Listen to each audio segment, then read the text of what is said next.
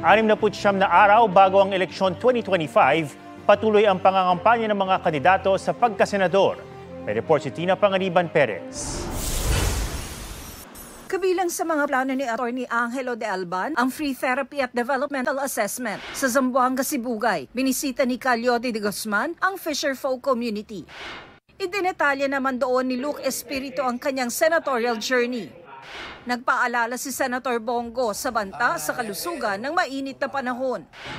Agrikultura ang bibigyang prioridad ni Senator Amy Marcos. Sa Bohol, isinulong ni Manny Pacquiao ang libreng pabahay para sa mga mahihirap. Ang kaligtasan ng mga Pinoy ang pagtutuunan ng pansin ni Benhar Abalos. Mabilis na internet connection ang isa sa plano ni Senador Francis Tolentino. Nakipag-usap sa coffee farmers sa Lipa City si Kiko Pangilinan. Kinumusta ni Ronel Arambulo ang mga nagtitinda sa Lipunan Public Market. Nakaisa sa Kabute Festival sa Cavite si Senator Ramon Bong Revilla. Kabuhayan na trabaho ang isinusulong ni Congresswoman Camille Villar.